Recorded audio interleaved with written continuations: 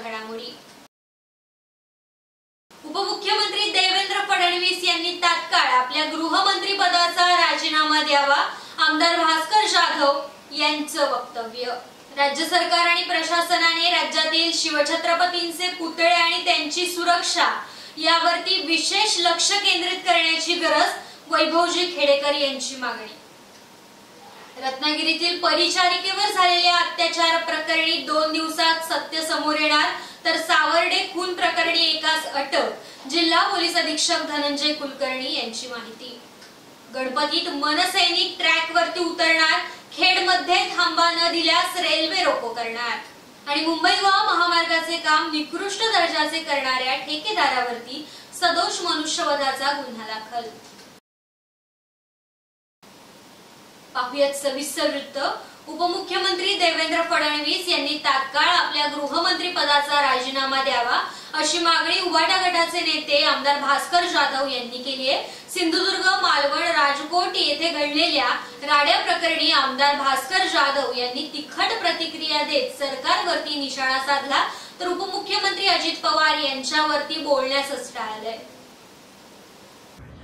असं आहे की काल जो सिंधुदुर्ग जिल्ह्यामध्ये राजकोट किल्ल्यावर जो छत्रपती शिवरायांचा पुतळा हा कोसळला, उद्ध्वस्त झाला आणि त्या संदर्भामध्ये शिवसेना उद्धव बाळासाहेब ठाकरे गटाचे नेते सन्माननीय आदित्य ठाकरे, राष्ट्रवादी काँग्रेस पक्षाचे अध्यक्ष जयंत पाटील आणि काँग्रेसचे विरोधी पक्षनेते विजय वडेट्टीवार, शिवसेनेचे विरोधी पक्षनेते अंबादास दानवे अशी काही महाविकास आघाडीची नेते मंडळी त्या ठिकाणी पाहणी करण्याकरता गेली होती आणि त्या ठिकाणी भारतीय जनता पार्टीची गुंडगिरी, अस्लाद्य अशा प्रकारची वागणूक आणि संपूर्ण महाराष्ट्राची शर्मेनं मान खाली जाईल अशा प्रकारचा त्यांनी घातलेला तिथे हैदोस हा केवळ कोकणाला नाही तर संपूर्ण महाराष्ट्राच्या संस्कृतीला, संस्काराला, उच्च परंपरेला कलंक आहे।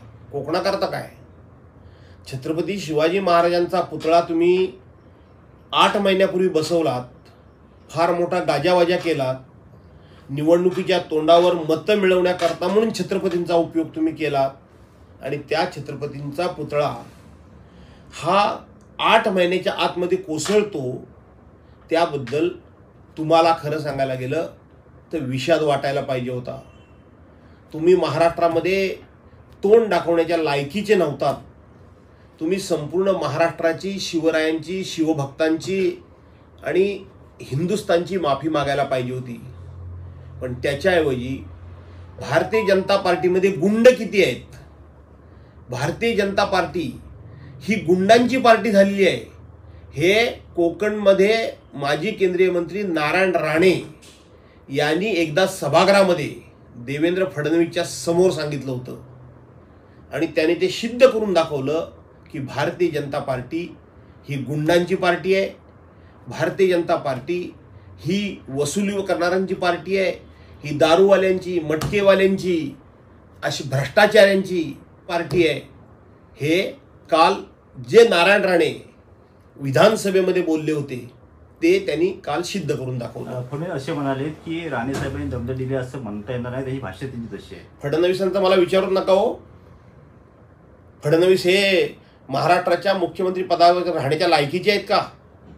लायकीचे आहेत? छत्रपती शिवाजी महाराजांचा पुतळा पडल्यानंतर एकनाथराव शिंदेची वक्तव्य काय, देवेंद्र फडणवीसांची वक्तव्य काय? माफी मागायच्या ऐवजी आम्ही पुढची विधानसभेची हंडी आम्हीच फोडणार आहोत, पुतळा पडला तर त्याचं एवढं राजकारण करू नका। शरम वाटत नाही तुम्हाला? छत्रपतींचा पुतळा पडल्यानंतर शरम वाटत नाही का तुम्हाला अशा प्रकारची वक्तव्य करण्याकरता? त्यामुळं फडणवीसांचं वक्तव्य हे महाराष्ट्राला आणि गृहमंत्री पदाला तर शोभा देणार नाहीच आहे, परंतु अशा प्रकारची वक्तव्य फक्त फडणवीसच करू शकतात, कारण ते भाजपाचे शीर्षस्थ नेते आहेत। याच फडणवीसांच्या कारकिर्दीमध्ये, याच फडणवीस गृहमंत्री असताना, मुख्यमंत्री असताना याच नारायणराव राणेंनी मी जे वरील सांगितलं त्या गुंडांची पार्टी, ही हप्तेखोरांची पार्टी, ही वसुलीदारांची पार्टी, ही मटकेवाल्यांची पार्टी, ही 2 नंबरच्या धंदेवाल्यांची पार्टी, हे नारायण राणे बोलले होते. ते देवेंद्र फडणवीस त्याच नारायण राणेंची पाठराखण करतायत. त्यामुळं देवेंद्र फडणवीसांकडून दुसरी महाराष्ट्राची काही अपेक्षा नाही आणि आमची पण नाही. देवेंद्र फडणवीसांनी आता तात्काळ मुख्यमंत्री आपला गृहमंत्री पदाचा राजीनामा दिला पाहिजे. काल आदित्यने भूमिका घेतली होती की SP साहेब आले नाहीत का, त्याची ती भूमिका जी होती आणि मग त्यांनी ते थांबले होते. मग त्या ह्याच्या सगळ्या प्रकरणामध्ये कुठेतरी पोलिसांचं दिसून येते का, कधी ह्या सगळ्या प्रकरणाला पोलीस जबाबदार आहेत म्हणून? कारण आपण दौरा जर पाहिला तर 11:15 वाजता आधी ठाकरे येणार होते आणि 12 वाजता राणेंचा दौरा होता आणि ह्या सगळ्या जबाबदार कुठेतरी पोलीस असं काल ते म्हणत होते. असं आहे की महाराष्ट्रामध्ये ED, CBI, NIA, income tax याच्या एजन्सीज ज्या आहेत त्या पुढे करून विरोधकांना नामोहरम करण्याचं काम हे संपूर्ण देशामध्ये सुरू आहे. तशाच पद्धतीनं महाराष्ट्रामध्ये पोलिसांचा दुरुपयोग करून. तर वळूयात पुढच्या बातमीकडे. सिंधुदुर्ग जिल्ह्यातील राजकोट किल्ल्यावरील छत्रपती शिवाजी महाराजांच्या कोसळलेल्या पुतळ्याची आज उपमुख्यमंत्री अजित पवार यांनी सकाळी पाहणी केली. या प्रकरणात खोलवर जाऊन दोषींवरती कारवाई केली जाईल. यात पसार झालेला पळून जाणार कुठे त्यांना शोधून कारवाई केली जाईल अशी प्रतिक्रिया अजित पवार यांनी दिली आहे. तसेच यावेळी त्यांनी संबंधित अधिकाऱ्यांशी चर्चा देखील केली. या घटनेत पोलीस ऍक्शन मोडवरती काम करतात. स्ट्रक्चरल कन्सल्टंट चेतन पाटील याला ताब्यात घेण्यात आलंय, तर जयदीप आपटे हा पसार आहे. छत्रपती शिवाजी महाराज यांचा पुतळा कोसळण्यावरती अजित पवार यांनी सुरुवातीला संपूर्ण महाराष्ट्राची माफी मागितली आहे. सिंधुदुर्ग जिल्ह्यात राजकोट किल्ल्यावर घडलेल्या दुर्घटनेमुळे शिवप्रेमींचा संताप उसळून आल्याचं संपूर्ण महाराष्ट्रानं पाहिलंय.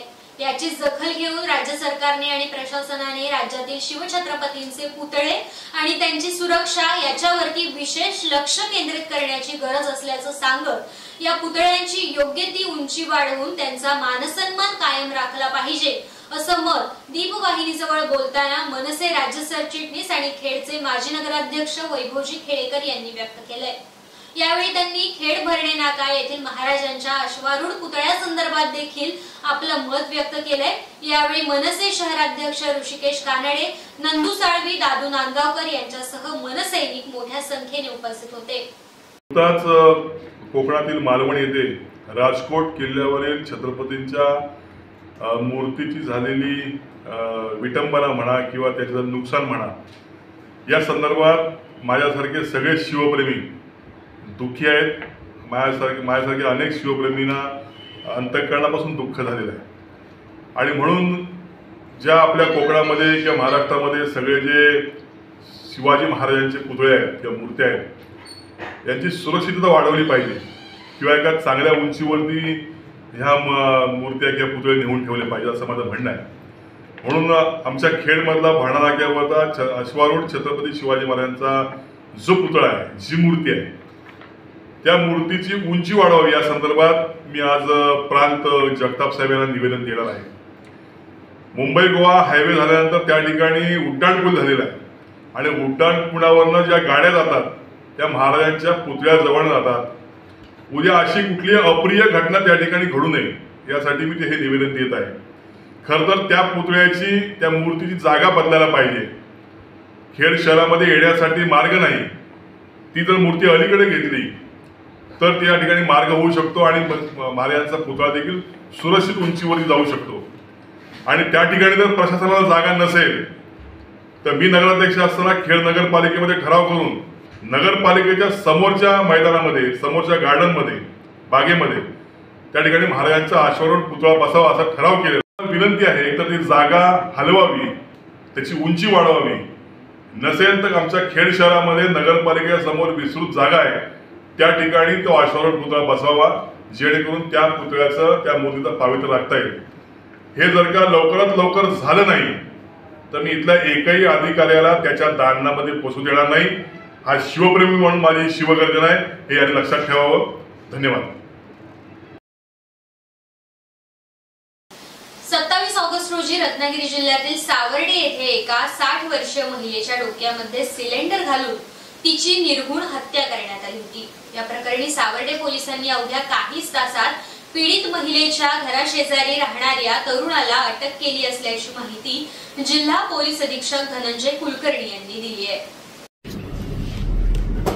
सावर्डे पोलीस स्टेशन हद्दीमध्ये दिनांक 27 ऑगस्ट रोजी एका वयोवृद्ध महिलेचा अत्यंत निगूढपणे खून करण्यात आला होता। त्या संदर्भात सावर्डे पोलीस ठाण्यात एक खुनाचा आणि जबरी चोरीचा गुन्हा दाखल करण्यात आला होता। त्या गुन्ह्याच्या तपासामध्ये अवघ्या काही तासांमध्येच सावर्डे पोलीस ठाण्याचे अधिकारी अंमलदार, आमचे चिपळूणचे DYSP त्या सर्व टीमने त्या आरोपीचा शोध घेतलेला आहे। या गुन्ह्यासंदर्भात जी अधिक माहिती आहे, या महिलेच्या शेजारी राहणाराच एक इसम आहे स्वप्नील खातू वय 43, जो मुंबईमध्ये राहतो। त्याने चोरी करण्याच्या उद्देशाने अथवा इतर उद्देशाने हा महिलेचा खून केलेला आहे। त्याला लगेच पोलिसांनी काही तासामध्ये ताब्यात घेऊन त्याच्याकडे चौकशी केली आहे। त्याच्याकडनं गुन्ह्यासंदर्भात उपयुक्त अशा प्रकारची माहिती आम्हाला सर्वांना मिळालेली आहे। त्याचा घटनास्थळी जो काही पुरावे आम्हाला परिस्थितीने मिळाले, तांत्रिक पुरावे ज्या ठिकाणी मिळाले त्या आधारित आम्ही त्याला अटक केलेली आहे। आज आरोपीला आम्ही मान्य न्यायालयासमोर हजर केलं आणि आरोपीला हजर करून आज मान्य न्यायालयाने 5 दिवसाची पोलीस कस्टडी रिमांड आम्हाला दिलेली आहे। आणि या संदर्भात सावर्डे पोलीस ठाण्याचे प्रवीण देशमुख आमची API आणि त्यांची सर्व टीम पुढील तपास करत आहे। धन्यवाद। तर कोकण रेल्वेने नुकतीच सुरू केली असलेली बांद्रा मडगाव एक्सप्रेस ट्रेन क्रमांक 10115 या गाडीला खेड स्थानकाला थांबा न दिल्याने मनसैनिक आक्रमक झालेले पाहायला मिळत आहेत। मनसे नेते आणि राज्य सरचिटणीस वैभवजी खेडेकर यांनी या नव्याने सुरू केलेल्या गाडीला खेड स्थानकात थांबा न दिल्यास गणपतीत रेल रोको आंदोलन करण्याचा इशारा दीपवाहिनीशी बोलताना त्यांनी दिलाय।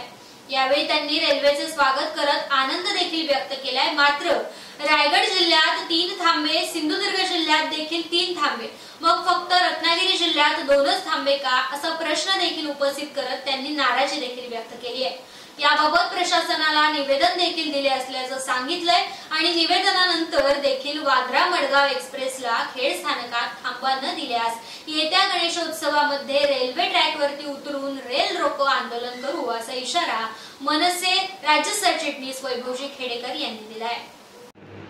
नमस्कार। कोकण रेल्वेने कोकणामध्ये एक नवीन गाडी सुरू केलेली आहे, बांद्रा मडगाव एक्सप्रेस 10-115। ही जी कोकणामध्ये येणारी जी मुंबईतनं ट्रेन आहे बांद्र्यावरनं, ही बोरवली, वसई, मग दिवा, पनवेल असं करत करत ही कोकणामध्ये येणार आहे। ही रेल्वे तर समजा या रेल्वेचं आम्हाला एक स्वागत आहे, तिचा आनंद आम्हाला आहे। परंतु दुःख एका गोष्टीचं आहे की या रेल्वेला रायगडमध्ये 3 थांबे दिलेले आहेत, सिंधुदुर्गामध्ये 3 थांबे दिलेले आहेत, परंतु खेडमध्ये 2च थांबे दिलेले आहेत। आपल्या रत्नागिरी जिल्ह्यामध्ये 2च थांबे दिलेले आहेत। हे 2 थांबे फक्त चिपळूण आणि रत्नागिरी या तालुक्यामध्ये आहेत। खरं तर खेड जंक्शन आहे आणि खेडच्या रेल्वे स्टेशनवरती 3 तालुक्यांचा भर आहे, खेड, दापोली आणि मंडणगड। त्यामुळे या स्टेशनवरती, आमच्या खेडच्या स्टेशनवरती ही रेल्वे थांबावी असं आमचं तमाम या 3 तालुक्याच्या सगळ्या नागरिकांचं म्हणणं आहे। परंतु आमच्या भावना लक्षात न घेता या प्रशासनानं चिपळूण आणि रत्नागिरी थांबा दिलाय। आम्हाला त्या थांब्याचं कुठलंही वाईट वाटत नाही किंवा त्याबद्दल आमचं म्हणणं नाही, परंतु खेडला थांबा द्यावा अशी आमची विनंती आहे। जर का प्रशासनाने या विनंतीकडे डोळेझाक केलं तर महाराष्ट्र नवनिर्माण सेने या गणपतीमध्ये ट्रॅकवरती उतरून या सगळ्या रेल्वे अडवून धरेल अशा पद्धतीची सूचना मी आपल्या व्हिडिओच्या माध्यमातून या प्रशासनाला देत आहे। आम्ही आता निवेदन द्यायला त्यांना जात आहोत। निवेदनाचा सकारात्मक विचार करावा एवढी एक विनंती कोकण रेल्वे कॉर्पोरेशनला आम्ही करत आहोत। धन्यवाद। रत्नागिरीमधील चंपक मैदान परिसरात वैद्यकीय परिचारिकेवरती झालेल्या अत्याचार प्रकरणी रत्नागिरी पोलीस पूर्ण तपासाच्या जवळ पोहोचले असून या घटनेचे चित्र बऱ्यापैकी स्पष्ट झाल्याचं जिल्हा पोलीस अधीक्षक धनंजय कुलकर्णी यांनी म्हटलंय। तसेच रत्नागिरी शहर हे मुली आणि महिलांसाठी सुरक्षितच आहे, कुणालाही घाबरण्याची गरज नाही असं मत देखील रत्नागिरी जिल्हा पोलीस अधीक्षक धनंजय कुलकर्णी यांनी यावेळेस व्यक्त केलंय। या प्रकरणी पोलिसांनी व्हॉट्सअप कंपनीकडे कॉल लॉगची मागणी केली असून येत्या 2 दिवसात सत्य समोर येणार असल्याचं कुलकर्णी म्हणाले। पीडित युवतीची वैद्यकीय चाचणी पाठवण्यात आलेल्या लॅबशी संपर्क करून वैद्यकीय अहवाल लवकरात लवकर पाठवण्याबाबत सांगण्यात आलंय। या प्रकरणाचा सर्व अंगांनी तपास करून टेक्निकल डाटा मिळाल्यावरती 2 दिवसात या प्रकरणाचा छडा लागणार असल्याचं देखील त्यांनी पत्रकार परिषदेत म्हटलंय। तर रत्नागिरी जिल्ह्यातील कायदा आणि सुव्यवस्थेबद्दल काही दिवसांमध्ये यामुळे प्रश्नचिन्ह निर्माण झाले असले तरी देखील रत्नागिरी शहरातील नागरिक मदतीसाठी धावणारे आहेत। पीडितांना मदत मिळण्यासाठी पोलीस विभागाच्या 112 या सेवेमुळे 10 ते 15 मिनिटांमध्ये मदत मिळत असल्याने ते महत्त्वाची भूमिका बजावत आहेत। तसेच शहरातील शाळा कॉलेजेस या ठिकाणी दामिनी पथकाची गस्त सुरू असून त्यांच्याकडून महिलांच्या सुरक्षिततेसाठी समुपदेशन केलं जातंय। पोलीस विभागाच्या 5 मोबाईल वाहने सतत कार्यरत असून 15 कर्मचारी आणि वाहतूक पोलीस रात्री गस्त घालत असतात। त्यामुळे नागरिकांनी घाबरण्याचं कारण नसून रत्नागिरी शहर सुरक्षितच आहे असं जिल्हा पोलीस अधीक्षक धनंजय कुलकर्णी हे म्हणाले।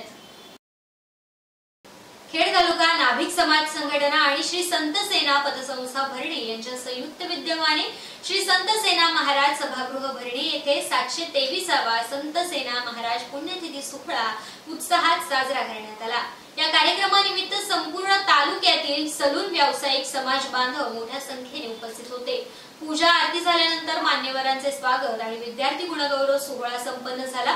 या कार्यक्रमाला अध्यक्ष श्यामसुंदर दळवी, सचिव रामदास पवार, माजी अध्यक्ष दीपक माने, सीताराम राऊत, रघुनाथ पवार, सदस्य दिनेश चव्हाण, सचिन चव्हाण, संदेश शिंदे, प्रशांत दळवी, अमोल दळवी, सचिन घाडगे, भास्कर पवार, अमित पवार, महादेव चव्हाण, नागेश दळवी, निलेश शिंदे, संदीप चव्हाण, विक्रांत पवार, शरद चव्हाण, संत सेना पतसंस्था व्यवस्थापक राजू मोरे, विलास माने आणि समाज बांधव उपस्थित होते।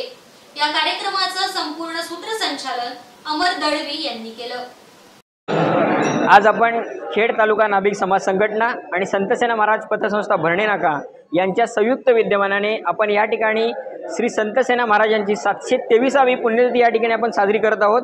या पुण्यतिथीनिमित्त संपूर्ण तालुक्यातील नव्हे तर संपूर्ण जिल्ह्यातील जे सलून व्यावसायिक आहेत त्यांनी आपले सलून व्यवसाय बंद ठेवले आहेत आणि हा कार्यक्रम या ठिकाणी आयोजित केलेला असतो आणि तो या ठिकाणी पूर्णपणे पार पडतो। या कार्यक्रमामध्ये आपण विद्यार्थी गुणगौरव सोहळा एक आयोजन केलेलं असतं, त्याचं देखील या ठिकाणी कार्यक्रम पूर्ण झालेला आहे। तसंच मी या दीपवाहिनीच्या माध्यमातून सर्व समाज बांधवांना एक विनंती किंवा एक आवाहन करीन की असेच जे समाजाचे कार्यक्रम जे असतात अशा कार्यक्रमासाठी आपण आवर्जून उपस्थित राहून आपले योगदान या ठिकाणी द्या असे आपणास आवाहन करतो। धन्यवाद। जय हिंद, जय महाराष्ट्र।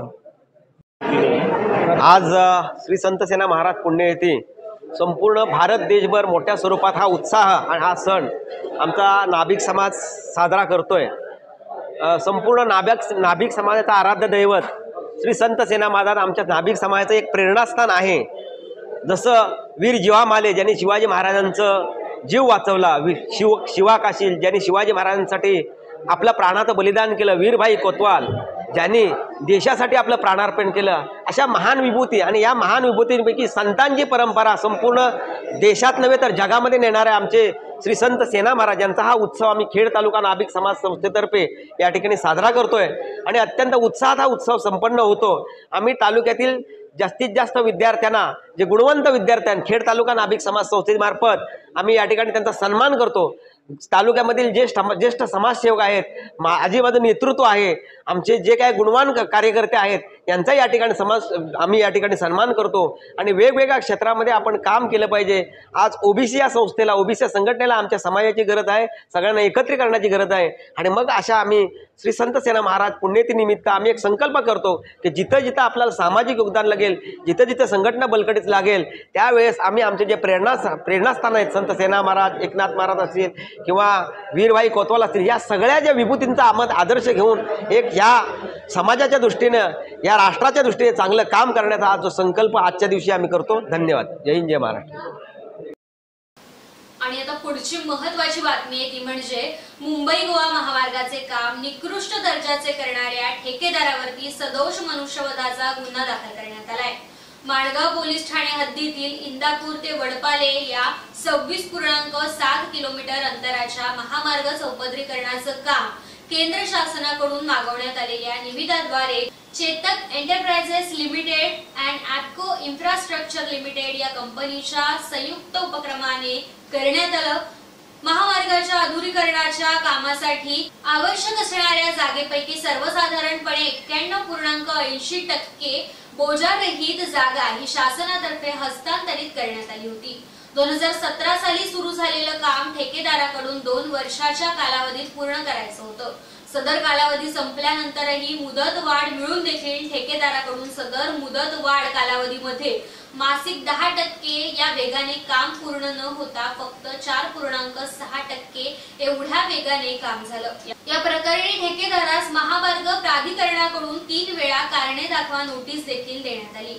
या दरम्यान कंत्राटदाराकडून करण्यात येत असलेल्या कामाचा दर्जा तपासला असता हे काम निकृष्ट दर्जाचे केल्याबाबत वेळोवेळी केंद्र शासनामार्फत सदर कामाच्या गुणवत्ता नियंत्रणावरती देखरेख करण्यासाठी नियुक्त केलेल्या प्राधिकृत अभियंता ब्लूम LLC USA शाखा महाड यांच्या मार्फत NCR देण्यात देखील आलं। मात्र तरीही नमूद कंत्राटदाराच्या कामामध्ये काही सुधारणा झाल्याचं दिसून आलं नाही।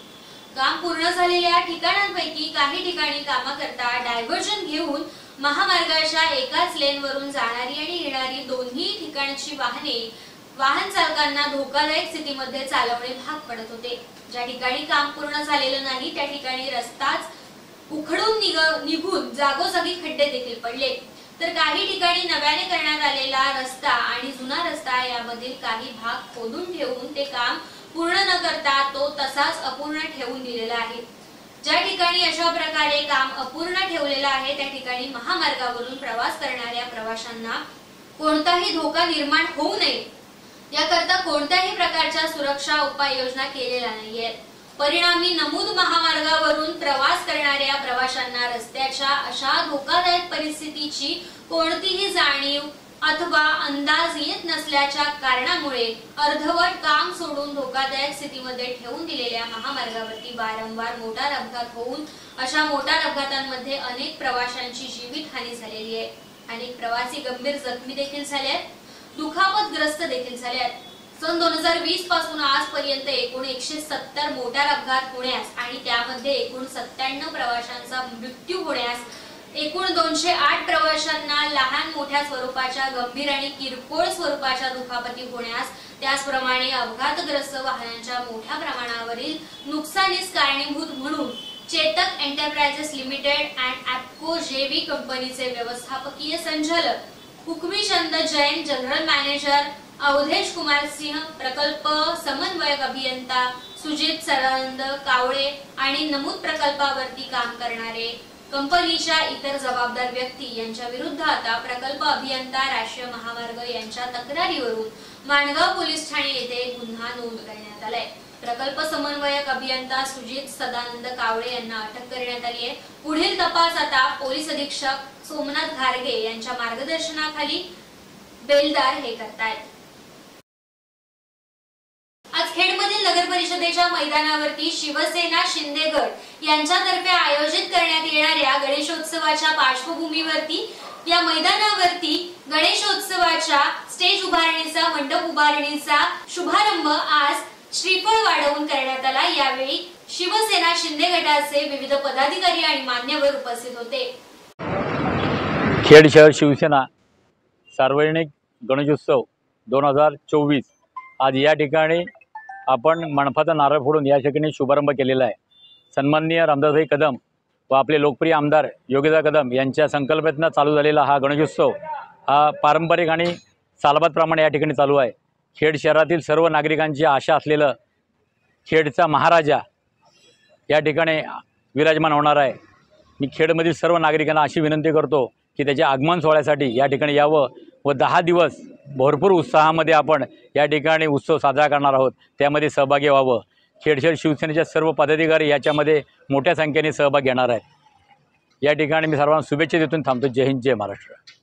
नारळी पौर्णिमा झाली असली तरीही अद्याप समुद्र खवळलेलाच आहे। अशातच रत्नागिरी तालुक्यातील पूर्णगड समुद्रात मासेमारीसाठी गेलेली नौका गुरुवारी संध्याकाळी बुडाल्याची घटना घडली आहे।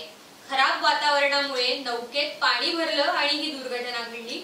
नौकेवरील 2 खलाशांना मत्स्य विभागाने कोस्ट गार्डच्या हेलिकॉप्टरच्या सहाय्याने रेस्क्यू करत त्यांचे प्राण वाचवलेत।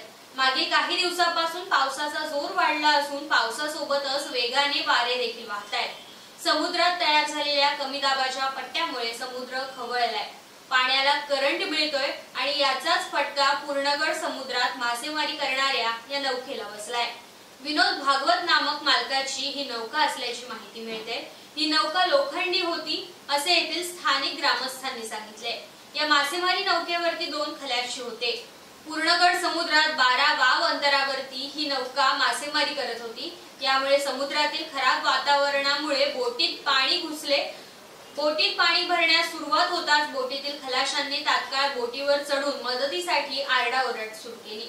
मत्स्य विभागाचे अधिकारी आनंद पालव यांनी शर्थीचे प्रयत्न करत हेलिकॉप्टरच्या मदतीसाठी कोस्ट गार्डच्या अधिकाऱ्यांशी संपर्क साधला आणि कोस्ट गार्डच्या अधिकाऱ्यांनी खलाशांच्या रेस्क्यूसाठी हेलिकॉप्टर रवाना केलं। अखेरच्या क्षणी हेलिकॉप्टरच्या मदतीने बुडणाऱ्या बोटीवरील 2 खलाशांना वाचवण्यात प्रशासनाला आता यश आलंय।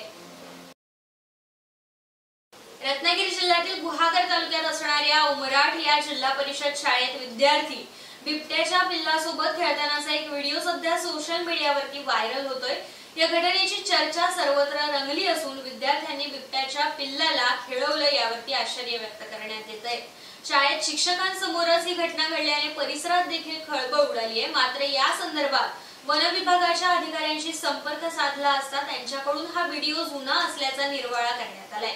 याबाबत आमची रिसर्च टीम शोध घेत असून या घटनेचे सत्य लवकरच सर्वांसमोर आणू असं देखील वन विभागाच्या अधिकाऱ्यांकडून सांगण्यात आलंय। मात्र ही घटना आत्ताची नसल्याचं मत वन विभागाने व्यक्त केलंय।